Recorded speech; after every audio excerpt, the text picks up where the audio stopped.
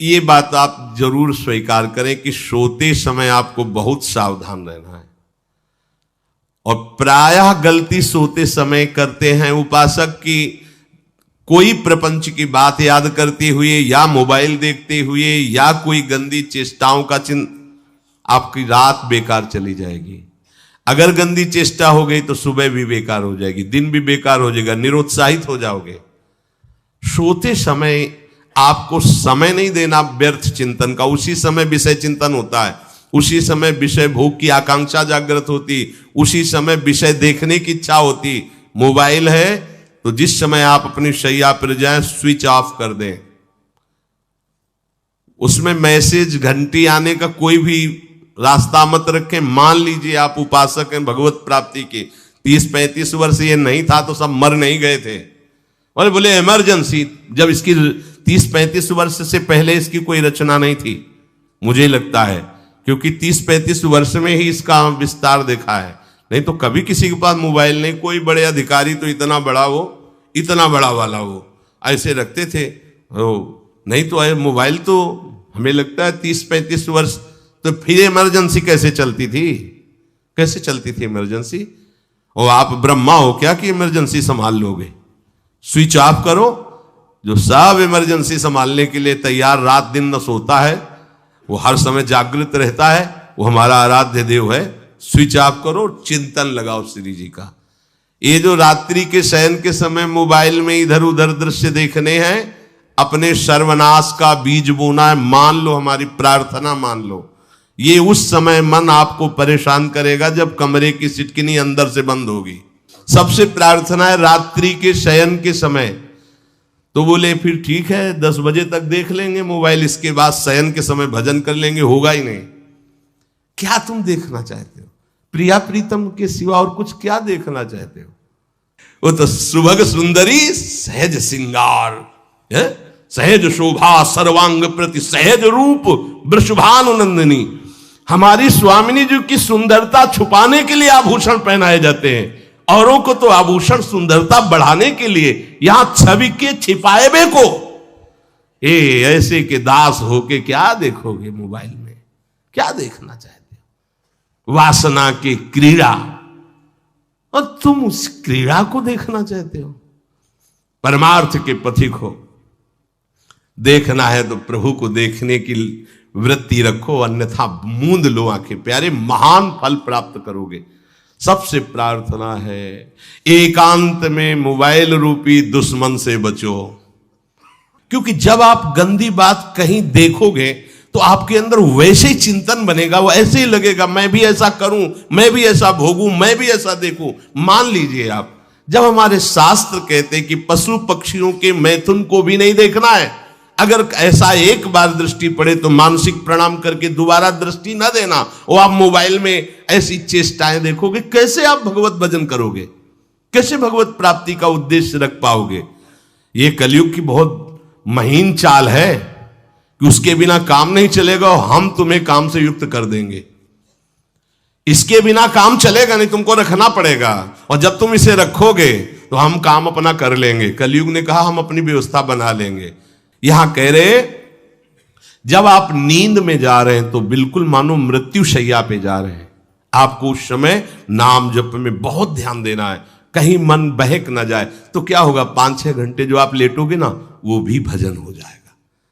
हमारा जो सततम योमाम स्मरति नित्यशा है ना, ये पूरा हो जाएगा। नहीं, उस समय हम सो जाएंगे तो हमारा 6 घंटे का वियोग हो गया, 6 घंटे भजन रुक जाएगा। और ये 100% पक्की बात अनुभव की कहते हैं, यदि सोते हुए भजन करोगे तो जगते। कई बार तो पकड़ा है कि अगर आधे पद में बेशुद्ध हो गए तो वो पद पूरा जगते ही शुरू हो गया है। मतलब बीच में स्थिति भागवती की रही। जैसे बेहोश करते समय हमने कहा था जब ऑपरेशन के हमें बता देना, तो उनका बाबा अब इंजेक्शन लगाने वाले हैं तो वो 1 मिनट हमें केवल दीजिए, अपनी चित्तवृत्ति। तो जब होश आया तो वही पहले चिंतन चल रहा था, वही चिंतन।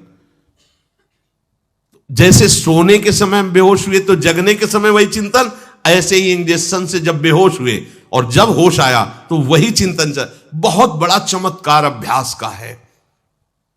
नींद खुले तब से लेकर गाढ़ नींद आने तक स्मरण में कभी रुकना नहीं। और आपको एक छूट दे रहे हैं।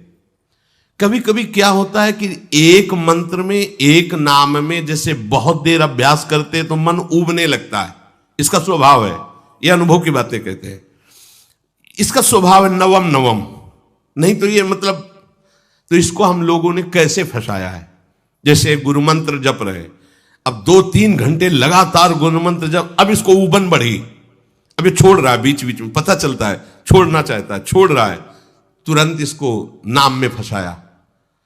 अब थोड़ी देर नाम में चला, फिर उब रहा है, बहुत विचित्र है ये, अब उसको फंसा दिया। और पीछे की बात अभ्यास के समय, नमामि शमीशान निर्वाण रूपम विभुम व्यापकम ब्रह्मवेद स्वरूपम।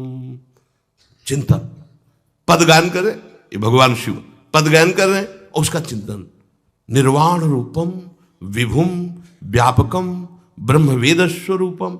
अब अपने यहां अवसर है, सुंदर सुंदर कोई पद गुरु मंत्र जब करते हुए मन जब उबने लगे, राधा वल्लभ श्री हरिवंश, राधा वल्लभ श्री हरिवंश, राधा वल्लभ श्री हरिवंश, इसमें भी उबने लगे, शुरू कर, जोई जोई प्यारो करे सोई मोही भावे, भावे मोही जोई, इसमें भी उबले लगे।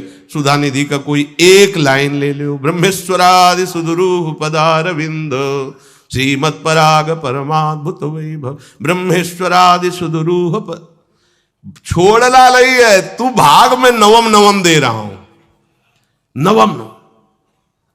इसको फंसाने के लिए आपके पास अस्त्र हो, जैसे यहां चाकू, यहां पिस्तौल, तलवार, ये वो सब बिल्कुल वीर सजा रहता है, ऐसे ही अपने लोग सजे रहते।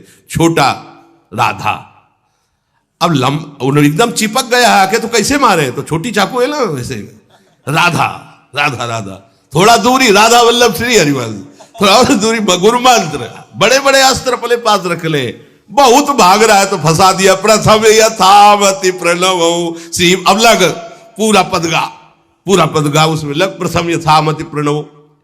भोजन पाते समय ऐसा अभ्यास किया है, 1 घंटा के पहले भोजन नहीं होता, चाहे 2 रोटी पाना हो, समय लगता है भोजन, आराम, एक एक नाम, एक एक, कुछ भी हल्ला मचाओ, कोई फर्क नहीं पड़ेगा, अपना चलेगा।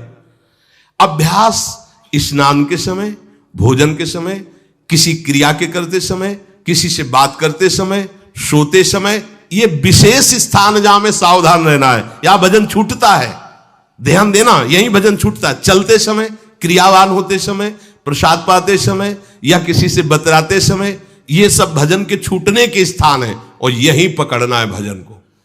जब आपको बिल्कुल न लगे तो मानसिक सब बंद कर दो और गुनगुनाने लगो, जो धुनी आपको अच्छी लगे उसी में नाम, कोई नाम लेके, संसार का चिंतन ना होने पावे, चाहे जो कुछ तुम जहां तुम्हारा मन आवे, गंगावरी गोदावरी, कुछ भी, भागवतिक चिंतन के सिवा संसार के चिंतन न होने पाए। पहले ऐसे अनन्य बनो, फिर बाद में अनन्यता आती, रसना कटो जो अनरट। हाँ भी विषय चिंतन कर रहे हैं, प्रपंच कर रहे हैं, बोले रसना कटो जो अनरटो, और नहीं बोल सकते, प्रपंच बोलेंगे बस, रसना कटो, ये शब्द वहां नहीं आते।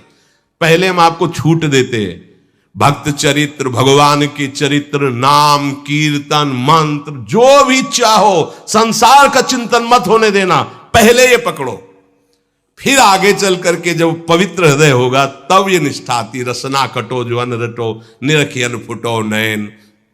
मान लो संसार का चिंतन नहीं करने देना है इसको, आप जैसे बने वैसे करो भागवतिक चिंतन, कोई नाम ले लो, कोई मंत्र ले लो, तुम्हें जो प्रिय लगे, हम छूट देते हैं।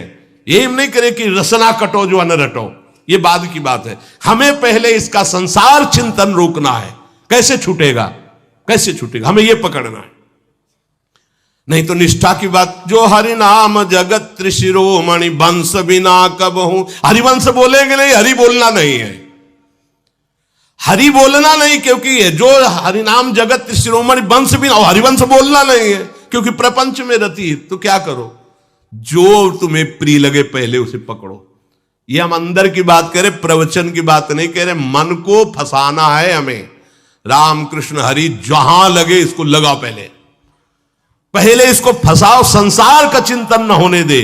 गीता भागवत भक्त चरित्र कुछ भी कहीं भी इसे फंसाओ, पहले संसार का चिंतन न होने दो, फिर लाओ इसको घुमा के निकुंज वाटिका में। फिर तो भागेगा ही नहीं, फिर नहीं भागेगा। अब सीधे निकुंज वाटिका में किसी महाभाग्यशाली गुरु आश्रित का लगेगा, अन्यथा बहुत प्रपंची मन है। आप आश्रय इधर का लोगे, प्रपंच का चिंतन करोगे, बात बनेगी नहीं। चिंतन छोड़ना है हमें, जैसे बने तैसे संसार का चिंतन छूट जाए तो हम विजय को प्राप्त होंगे। ध्यान दीजिए, इस परमात्म तत्व को वही प्राप्त कर पाता है जिसका राग बीत गया है, खत्म हो गया है, वैराग्यवान। ज्यादा परिश्रम नहीं है वैराग्य में, विवेक नहीं होने के कारण हम वैराग्य नहीं धारण कर पाते। हम बाहरी बातों को वैराग्य ले लेते हैं, ऐसा कपड़ा बदल लेना या कपड़ा ना पहनना या लौकी का कमंडल, मिट्टी का पात्र, तो हम अपने को वैरागी। बात यहां नहीं रुकेगी। वैराग्य का इतना ही मतलब नहीं, ये भी एक बाह्य अंग है वैराग्य का, पर वैराग्य का सच्चा स्वरूप है वीतरागा। कहीं कुछ भी अच्छा नहीं लग रहा, कोई भी सुख आकर्षित नहीं कर रहा, लोक लोकांतर की प्रतिष्ठा, मान, सुख, ऐश्वर्य, व्यक्ति, कुछ अच्छा नहीं। राग खत्म हो गया। ऐसा उस अक्षर ब्रह्म को, अविनाशी तत्व को जान पाता है। जगते भयो फिरे बैरागी। जैसी हरिवंश प्रपंच बंच सब ये काल ब्याल को खायो। हालत यह है कि जैसे सांप ने मेढक को पकड़ रखा और मेढक सामने पतिंगा को, कीड़े को पकड़ना चाहता है। उसे यह पता नहीं कि मैं खुद किसी का कवल बन चुका हूं, वो एक झटके में मुझे अपने पेट में ले जाएगा। ऐसे ही हम सब हैं, काल के द्वारा ग्रसित है। काल ने हमें पकड़ रखा है, पर हम भोग भोगना चाहते हैं। हम नाना प्रकार की मान प्रतिष्ठा पाना चाहिए, ये पता नहीं एक झटके में हमारा अस्तित्व ही खत्म हो जाएगा। जिनके अंतःकरण में किसी भी व्यक्ति, वस्तु, स्थान, पद, प्रतिष्ठा का राग ही नहीं रह गया है, उसे कहते हैं वैराग्यवान। वीतरागाः, राग ही नहीं है। जिनका अंतःकरण निष्पाप निर्मल हो चुका है, जिनके हृदय में केवल भगवत प्राप्ति की उत्कट लालसा जागृत हो गई है, ऐसा साधन संपन्न उपासक परमात्म तत्व में प्रवेश पाता है। अध्यात्म मार्ग की ऊंचाई पर वो स्थित हो जाता है। यदि छंतु ब्रह्मचर्यम चरंती, जिनकी इच्छा एकमात्र भगवत प्राप्ति की है, यदि छंतो, तो उनको क्या करना होगा? ब्रह्मचर्यम चरंती, ब्रह्मचर्य का पालन करना होगा। प्रत्येक इंद्रियों का निर्विषय हो जाना वास्तविक ब्रह्मचर्य है। केवल जनेंद्रिय से ही ब्रह्मचर्य को नहीं लेते। हमारी प्रत्येक इंद्रिय भोगों से रहित होकर भगवत अनुराग में, नेत्र प्रभु को देखना चाहते हैं, त्वगेंद्री प्रभु को स्पर्श करना चाहती है, घ्राणेंद्री प्रभु के श्री अंग की गंध पाना चाहती है, श्रवणेंद्री प्रभु के वचन सुनना चाहती है। एक एक इंद्रिय अपने प्रभु में लग गई, अंतर्मुख हो गई, बाहर विषयों का त्याग हो गया। इसे ब्रह्मचर्य कहते हैं। पर प्रारंभिक ब्रह्मचर्य में जनेंद्रिय का ब्रह्मचर्य अत्यंत आवश्यक है। यदि जनेंद्रिय जन्य व्यभिचार दोष से युक्त है तो कदापि उसे भगवत प्राप्ति नहीं हो सकती। शुभ गति व्यभिचारी शुभ गति चाहे असंभव। और भगवत मार्ग में सबसे बड़ा दुश्मन यही व्यभिचार दोष है, काम। इसी से हमारा हृदय मलिन होता रहता है। अंधा बटे वो पड़ा चबाए वाली दशा रहती है। हमें 50 वर्ष हो गए, अरे 50 जन्म हो जाए तुम व्यभिचार करो, गंदी बातें करो, गंदे चिंतन करो, सो समय व्यतीत कर, अनंत जन्म व्यतीत हो गए, भगवत प्राप्ति हुई क्या? 50 वर्ष से भगवत प्राप्ति हो जाएगी क्या? 5 मिनट काफी है भगवत प्राप्ति में, एक बार नाम काफी है। वो स्थिति तो लाओ। बार बार बहिर्मुख वृत्तियों के द्वारा विषयों में सुख बुद्धि कर लेने से हमारा सारा का सारा अध्यात्म चिंतन बदलता रहता है, इसलिए लाभ नहीं मिल पाता, एक रस चिंतन नहीं रह पाता। बार बार विक्षेपी विषय करते रहते हो, हम सहते रहते हैं और भोगते रहते हैं। एक बार तो हिम्मत करके उठो, अवलो नशानी अब ना नशई हो, एक बार तो दृढ़ बनो। बस मन के अनुकूल चलने की बात को तुम्हें रोकना होगा, तभी तुम्हारे अंदर यदि क्षण तो ऐसी इच्छा जागृत होगी। पक्का पक्का ऐसा ही है। जब हम किसी विषय के वेग को सहते हैं, विषय नहीं भोगते हैं, तो मन बहुत जलाता है। उस जलन में फिर एक ही बात होती है, बस भगवत प्राप्ति हो जाए, झंझट खत्म हो जाए। कब तक हम इसमें चलेंगे? एक बार भगवत, वो जलन हमको भगवत प्राप्ति की इच्छा प्रकट करती है। अपने लोग क्या करते, जलन को मिटाने की कोशिश करने लगते हैं, तो भगवत प्राप्ति की इच्छा क्या, भोग प्राप्ति की तृष्णा जागृत हो जाती है। भोगे हुए भोगों को बार बार भोगने की इच्छा का नाम तृष्णा है। बाहर और भीतर से कोई सहयोगी नहीं, जल रहा है उपासक, तब रास्ता निकलता है भगवत प्राप्ति का, तब इच्छा प्रकट होती। अब नहीं, बहुत जल लिया, अब तो केवल प्रियाजू के समीप जाना है, अब तो प्रभु के सानिध्य में रहना है, नहीं इन भोगों की जलन में जलना है। पर यहां तक पहुंचने के लिए जलना होगा, तभी लिखा सहित सहित बाढ़ है भगति तास्तिति क्षस्व भारत, क्योंकि आगमा पाइनो अनित्यास, ये नाशवान काम क्रोधादि तुम्हें प्रेरित करेंगे, तुम इनके वेगों को सह जाओ। ये स्थायी नहीं है, आगमा पाइनो है, आने जाने वाले हैं, और ये सहन करने से नष्ट होते हैं, भोगने से बढ़ते हैं। यदि क्षंतो, अगर भगवत प्राप्ति की इच्छा है तो ब्रह्मचर्यम चरंती, ब्रह्मचर्य का पालन करना ही होगा, इसमें कोई गुंजाइश नहीं, क्योंकि आप चल ही नहीं सकते।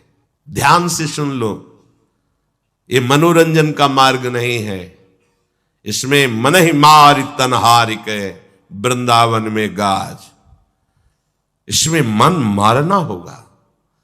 प्रायः ये मन को दुलार करने वाले लोग कभी भाग्य से सत्संग में भी आ जाते हैं, कभी श्री विग्रह के दर्शन करने भी मंदिर पहुंच जाते हैं, कभी तीर्थ याटन भी करते हैं, पर इनका कोई लक्ष्य नहीं होता। आज सुन लिया सत्संग, बढ़िया है, लक्ष्य नहीं होता। यहां लक्ष्य वालों की बात हो रही। यदि क्षण तो, यदि तुम्हारी ऐसी इच्छा जागृत हो रही किसी जन्म में भगवत प्राप्ति करनी, तो ब्रह्मचर्यम चरंती, आप सच्ची मानिए, जिसके निकालने में तुमको सुख की अनुभूति हो रही, उसको रोकने में कितनी सुख की अनुभूति होगी। उन्मत्त हो जाओगे, बहुत जल्दी आपके सारे के सारे करण भगवदाकार होने लगेंगे यदि आप ब्रह्मचर्य का पालन करेंगे। शरीर स्वस्थ, हल्का, मन प्रसन्न, नींद आदि पर विजय, कितने गुण ही गुण। और ब्रह्मचर्यहीन आलस्य, प्रमाद, भोगों का चिंतन, मन का डिप्रेशन में पहुंचना, कमर में दर्द, टांगों में दर्द, सर में दर्द, घबराहट होना, बिना किसी कारण के मन भयभीत हो रहा है, भोजन अपच हो रहा है, बिना किसी प्रक्रिया के वीर नाश हो रहा है, बिना किसी प्रक्रिया के। काहे को मृत्यु स्वयं स्वीकार कर रहे हो, ये मृत्यु है। चाहे भगवान दत्तात्रेय जी बोल रहे हैं या भगवान कपिल देव जी बोल रहे हो, जब उपासक को संबोधन करते हैं भगवत प्राप्ति के लिए, तो कहते हैं कि इस भोग वृत्ति को साक्षात मृत्यु रूप देखो, ये मृत्यु है तुम्हारी।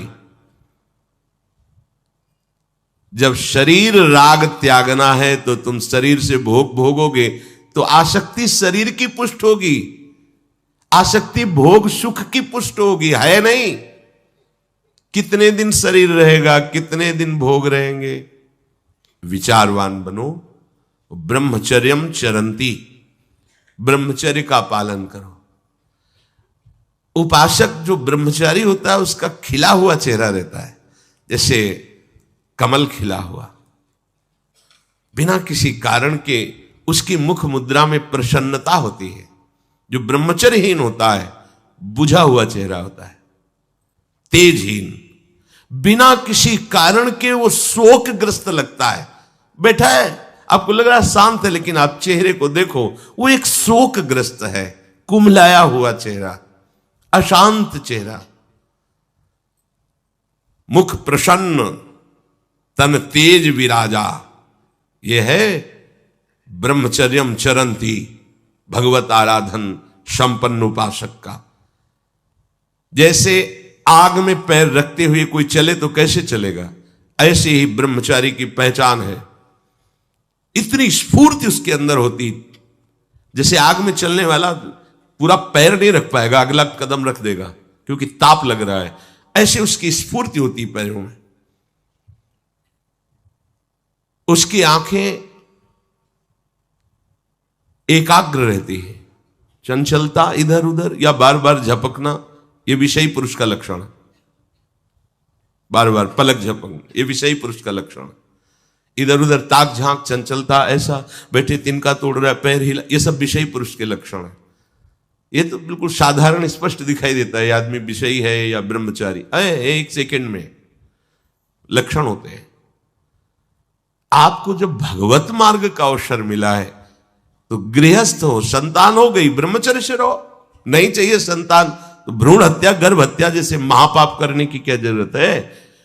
उसी वीर से संतान उत्पन्न होती है जिसको आप नष्ट कर रहे हो, जिसको आप ऐसे पानी में बहा रहे हो, व्यर्थ फेंक रहे हो, तो उसको भ्रूण हत्या का पाप लग रहा है, तो तुमको पुण्य लग रहा है, वीरपात कर रहे हो तुम्हें भी वही हत्या लग रही है, क्योंकि उसमें वही जीवात्मा है जो मां के गर्भ में जाके बालक रूप धारण कर लेती है, उसको तुम नष्ट कर रहे हो। और बुद्धि भ्रष्ट हो गई है, समझ में नहीं आता, व्यर्थ में वीरपात करते हो, व्यर्थ में। तुम्हारा भजन बनेगा, तुम अध्यात्म के योगी बनोगे, मजाक है अध्यात्म का मार्ग। होश में हो जाओ, ये मन के दुलार को बंद करो। जब तक इच्छा ही नहीं भगवत प्राप्ति की, तो फिर तुम कैसे भगवत प्राप्ति कर पाओगे। भगवत प्राप्ति की इच्छा कैसे होगी जब तुम्हारी इस तरह से निंदनीय वृत्तियां हैं। इंद्रियों को दुलार कर रहे हो, मन को दुलार कर रहे हो, भगवत प्राप्ति चाहते हो, आचरण नीच और चाहते हो उच्च पदवी। सावधान हो जाओ।